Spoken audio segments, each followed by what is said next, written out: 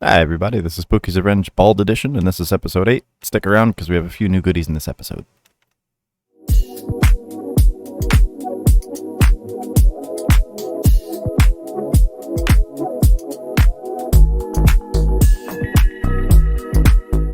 All right, we're back. This is episode 8, and in this episode, it's a new month. It's a new, you can see I got a new haircut. We got a new contribution for the month since we rolled over into October, and I got a new intro, obviously. And more importantly, I want to introduce my new team. So I have a couple of friends who wanted to participate in their own version of this challenge. So I'm going to go ahead and track their progress as well and share it on the series just to demonstrate that anyone can do this. It doesn't require, a massive portfolio. You don't have to be a millionaire to make money in the stock market. You also don't need to be a master trader. It's mostly about effective position size management, risk management, consistent contributions, and just good self-discipline. So by default, as humans, we don't have that, which is why it takes a little bit of work to get started. But once you figure out the rules, it's just like a game. And the goal is to hit that high score, and you can't do that without, being smart about the points that you do have. So let's go ahead and dive in. I'm going to get my face out of the way here. And you can see that I've color-coded some of the positions up here. And since we got our first contribution for this month, the month of October is technically our second contribution. I kind of went over that in the last episode.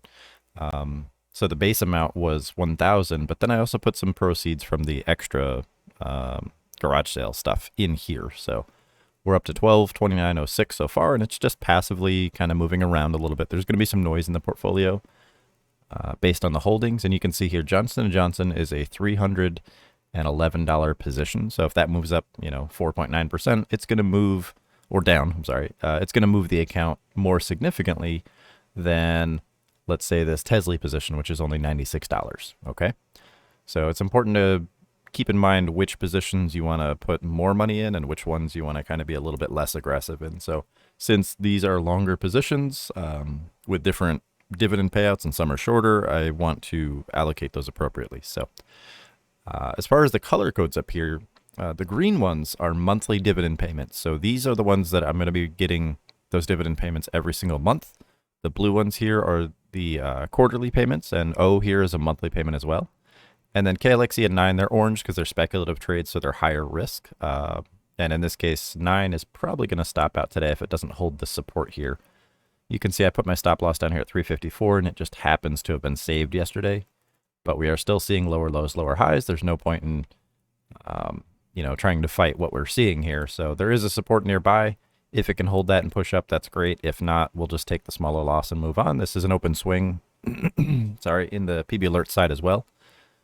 And I always hate, marking these as stop losses, but in the long term, it's better just to cut the loss and move on to the next position. That's why we use things like the 1.5 times risk rewards and things like that. So it's okay to take a loss. You just have to, learn from them, move on, and try to be more efficient when it comes to cutting those losses than trying to chase profits. So, okay, so one of the most important things that I want to focus on today is this. This is the breakdown of the shares that I added yesterday. So it's not super complicated, even though there's a bunch of numbers. But basically, when I started yesterday, I currently had $424.44 invested out of an allotment of 840. So the account's 1,200, which means I get 70% of that, which is 840 to invest, and then the remainder is speculative trades. So of the 840, I only had 424.44 invested, so I wanted to commit the remaining 415.56 out of there. So I grabbed a bunch of these shares. You can see I broke them up by monthly and quarterly, and this is just a little bit of a scratch pad, but you can see here, this is the real breakdown. Sorry. So I bought 7 shares of Tesla at $13.77 each for a total cost of $96.39. I bought 6 shares of Clip at $17.17 for a total cost of $103.02. And then I bought 2 shares of JEPQ for a total of 4. And this is important. You want to pay attention to the total number of shares, the cost basis, and the average and the total cost for that position. Okay. Even even though I'm adding 2 shares, I still had 2 shares remaining. So it's important to include that all in my total invested, because this is the amount of the total portfolio that I plan to invest, not just the contribution. So in this case, I didn't add any VIG. So VIG was the Vanguard ETF. That's the one that we were kind of going back and forth on in the Discord between SCHD and VIG. That I've decided will be either next month or December. So I'm not going to add any this month, as discussed. So, but the meat and potatoes here is this number right here, the 21.46 months to offset cost basis. And what that means is that if I'm paying $17.17 per share, and I'm getting an 80-cent dividend, it will take 21.46 dividend payments to offset the cost basis of each share. And since this is a monthly payout, that means it will take me roughly 2 years, or just under 2 years, to get a free share on every share. Okay? So basically, every time I get a payment, the $17.17 gets reduced, the amount that I've paid. So if we think about this like a bank loan, and I've paid $17.17 for 1 share, and it's paying me back 80 cents per share per month, it will take 21.46 months to pay off that loan, essentially. So I get that free share at the end of 22 months. Now, this does not include price action. It doesn't include increases or decreases in dividend. So things like that are important to factor in as well. So I will also be reinvesting more money into these, so that is a factor as well. And if the price is lower when I do that, that cost basis automatically gets reduced anyway because of dollar cost averaging. So there's a little bit of math behind it, but ultimately I can just recognize which ones are the more efficient dividends and which ones are less efficient. So we can use that. That's valuable information. Like O here, for example, is a monthly dividend. It's got a roughly 25-cent dividend, and the cost was $48.87 per share. But that means it's 195.48 months to offset that cost basis. So that's not a very efficient ETF. Now, we don't want to go into yield traps as well. So we don't just want to load up in Clip and Tesla, just because they are still potentially risky, given that they're benchmarked, like Tesla, for example, is benchmarked on Tesla. So if Tesla has a lot of volatility, this ETF share will have a lot of volatility. And that may drag my price way, way up, which is awesome. But it might also drag it way, way down, which is also awesome, because then I get a discount. But I don't want to do that irresponsibly. Okay, so it's good to have some diversification and some stability in your portfolio, not just loading up into one specific ETF just because of the yield. All right. So that's one important thing I wanted to talk about. And this also provides us with another piece of insight. And that means that if I were to buy 22 shares of Clip, for example, and it's a monthly payment, that means that every single one of those shares' dividends combined provides me at the end of each month with a free share. So if I bought 22, the next month I'd have 23 by default, right? As long as nothing changed, as long as the dividend didn't change and the price wasn't all crazy, I would have another share guaranteed every single month, minus those 2 variables, right? So that is also a number we can use to optimize our investing. So for Tesla, if I bought 24 shares every single month, I'd have enough for a new share, provided it was in this price range and all that. If I bought JEPQ with the same strategy, I would have to buy 103 or 104 shares. Okay, so we take that down to the more stable stuff, the quarterly payments, SCHD, Johnson & Johnson, Verizon, Pfizer, AT&T. I don't really like that one. Sorry, Doctor. I know that's one of your favorites, but I just don't like it personally, but that's okay, right? If I look at SCHD, the Schwab dividend, that would require me to buy 69 shares or 70 shares at this price in order to get a new share free every quarter. Okay, so that's 4 shares a year, which increases my portfolio value by roughly $280 per year, right? Because it's about $70 per quarter. And assuming, the price is going to move around, dividends are going to change potentially. So it's not a fixed in stone number, but it is a rough estimate that we can use to kind of anticipate how much our portfolio will grow and reinvest over the years. So this is really cool. Okay, if you're a big fan of Johnson & Johnson, it's a quarterly payment, but if you buy 130 shares every quarter, you're going to get 1 free share.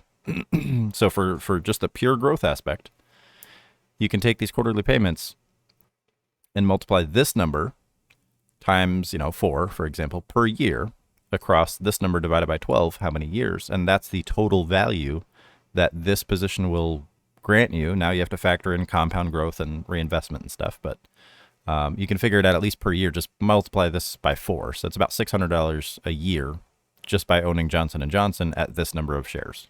Okay, so that part can be pretty simple. The rest of it can be a little bit complicated, so let's just move on. So let's talk about the shares that I got. First off, let me pull up the spreadsheet. All right. You can see here it's October, boopity boopity boop. So here are the positions that I've added into. And you can see that the first month, I didn't have any clip.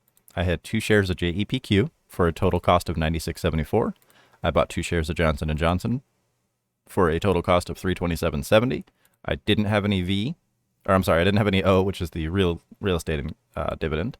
I didn't have any Schwab ETF, and I didn't have any Tesla ETF. So for that first month, I just had JEPQ and Johnson & Johnson for a total cost of $424.44. And that's because Johnson & Johnson was relatively expensive. So I wanted to get that early because it's one of the more stable ones, and I'm just going to consistently add to that, every other month or every couple months or something like that.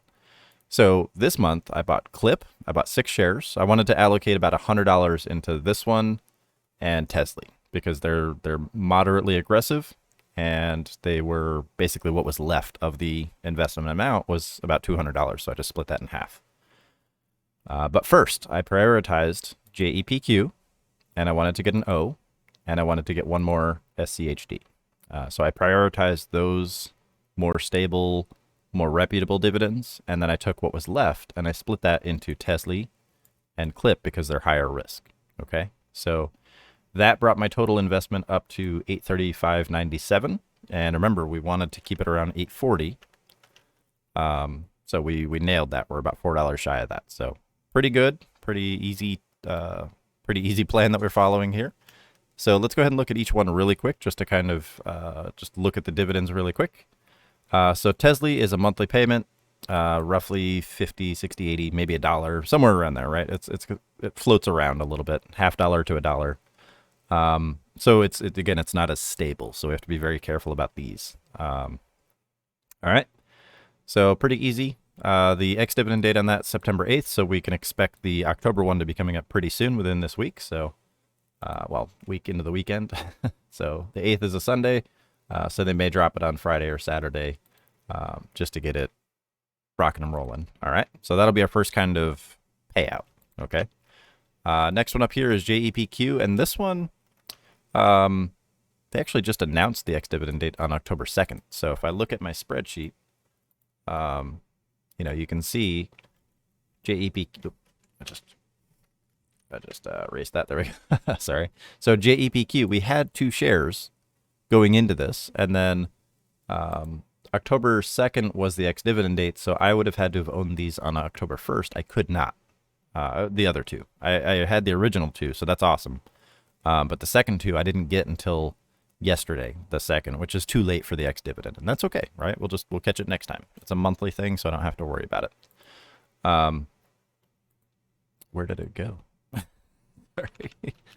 I'm having all kinds of technical problems this morning. All right, so JEPQ announced their ex-dividend date. So this payment right here, $41,719, I am guaranteed to get on 2 shares. Okay, so I've made 82 cents roughly so far. Pay date is October 5th, so that is going to be Thursday. So on Thursday, I'll make another episode, and we can see what that looks like when it comes into a portfolio. But really quickly, just at a glance here, you can see that if I pull this open, this will show up in your Webull, if you're on Webull. It'll show up under corporate actions notice, and you can say that they've reported the dividend amount with an ex-dividend date of Monday, October 2nd in this case. And that just kind of lets you know that you're recorded, right? You're in the book for that company, and you will be getting the dividend when they pay it. All right. So this one's going to be roughly 82 cents on 2 shares, and then next month it'll double to $1.60 something if it's the same number. But you can see this one also kind of bounces around a little bit, but it's relatively stable for what we want. Okay. So let me go ahead and pull up the next one here. Clip is one of the more risky ones. It's a China internet covered call strategy, which is cool. Sorry. But it is high yield and potentially risky. So monthly, Ex-dividend date last time was September 27th, which means we'll have to probably wait till the end of October. I don't know if we got in on that. No, we didn't. I'm sorry. I just bought these, so we didn't get in on these. I didn't buy them till October 3rd, so we don't get this delicious dividend that's going to come out at the end of September, obviously, but we will get the one at the end of October, which is cool. Be a nice little Halloween payout. And for that one, for Clip, I have 6 shares, so I'll have some number times 6, so about 80 cents. So maybe $5, $4 or $5. So that'll be pretty good. Now let's look at Johnson & Johnson. This one is a quarterly dividend, so I don't have to worry too much about trying to rush in. This was October, so in November-ish, we should see the next record date. Ex-dividend date should be right before that, so pretty easy. Yeah, so it'll be a more stable dividend, but we have a smaller position. I only have 2 shares in this one, so I might pick up some more in November. That's kind of why I delayed it for the next month. I only have 2 total. I didn't buy any this time because they are a pretty expensive ticker, but again, November 1st, when that next contribution hits, I can always add some more and make the most out of this quarterly dividend. So that's on the agenda for next month. Schwab, it's another quarterly payment. Not huge, but it's nice enough. So this ex-dividend date was September 20th, so mid to late December, we should expect the next one, which is why I'll also be adding up on that one into November/December. This one I'll probably defer the full position that I want to buy. I'll probably just buy one each month. And then that will put me up to 3 shares. So I'll get, that. And it might not seem like a lot, right? I'm committing hundreds and hundreds of dollars, eventually thousands of dollars, and I'm only getting, a couple of bucks, right? Which might not seem like a lot, but it is stable as hell. And this is why I love this stuff, because most people get greedy, right? You want to put all your money into the stock market. You want to make the money quick. You want to, really optimize that retirement early. But what happens, right? Most of the time you just lose it, right? And then you're worse off than if you ever started. So you need to find that balance of both. And while you're learning and struggling and trying to figure it all out and potentially losing your life savings, why not park the bulk of it into something that's more stable, less intensive, less stressful, and then just take a small piece of what you got and try to learn on that. Just take your hits. It's going to happen. Every single trader goes through it. The goal is to not blow yourself up and wash out of the market within that first 2 years, right? So that's kind of why we're doing this. This is why I introduced this series. It's why we're focusing on dividends and tax advantages and, starting companies to file under those and things like that. So there's more to the market than just buying and selling stocks and options. All right, so the last one up here is it's the Realty Income Corporation. And this one is another monthly. And they have a pretty decent payout for the fact that they're monthly and they're not a high yield ETF. So in this case, the stock price is around $50 and they pay about half of 1% of that. Not a huge yield, but they're relatively consistent. If you look at this, they're about a quarter pretty consistently month after month after month for years. So I like this one. It's just not the most efficient, but it is relatively stable, which is why I got it early, along with, Clip and Tesla, which are super aggressive. So it's pretty nice, but this one you can see the ex-dividend date here is September 29th. I got 1 share in this one, so around the end of October, I'll be getting another 25 cents. So we'll just go ahead and continue to follow that strategy into the end of the month, and I think the one thing that I would like to really, really dive into is the fact that I now have a team. So we have some participants here along the bottom here. You can see their names. These guys wanted to kind of take the same route with their own account, and it is really beneficial to see how other people do it as well. Again, at the beginning of this video, I said you don't need to be a master trader. You don't need to have a ton of money to get started. Snowflake, for example, has he didn't update the spreadsheet. I'm going to scold him for that. I'm just kidding. But he's using a much smaller contribution amount. He's using a smaller seed. But he's using an increased schedule. So I think he's doing like $50 startup with $10 contributions. So it's pretty good. These numbers are just a placeholder, but it just demonstrates that you don't need a lot of money. Matster, for example, he already has his ball rolling. So it's good to see kind of into the future how these kinds of strategies work. And you can see, he's got all kinds of big numbers over here and lots of holdings already. He's kind of been at this for a while and he knows what he's doing. So I'm interested to see kind of how he manages his position up here, because we can't just get the ball rolling and then, our job's done. We have to continue to learn, continue to grow. So it's pretty interesting. I want to see, how different people handle it from different walks of life. BevNet, for example, is using a $100 contribution. So again, he's got JEPQ, Johnson & Johnson. There's not, you don't need every single share in the world. Just grab what you can, when you can, make those consistent contributions, because every dollar that you're putting into this is a dollar you're not putting into like SPY 0 days, for example, And the doctor here, he's also using a larger contribution amount, so he's going to have a little more leverage when it comes to buying and selling those shares. And he's also going to have a different set of tax parameters. So you can see here just that extra, mine is 30.5K at the end of the contribution limit. He added a $2,400 contribution for October, which brings his total up to 32,400. So he's already ahead of me just on contributions alone. And that's also because I'm not adding extra contributions, but he just has a different budget. That's okay. I don't want to make my contributions and my progress unrealistic or at a grasp for most newer traders. So I'm kind of keeping mine at a pretty high level for most traders. I mean, not everyone can commit $500 a month, but it's the concepts that I want to teach. So for that, I'm just going to keep everything nice and consistent. I'm not going to be doing a whole bunch of extra contributions. So yeah, he's got his own holdings right here, and Fergie as well.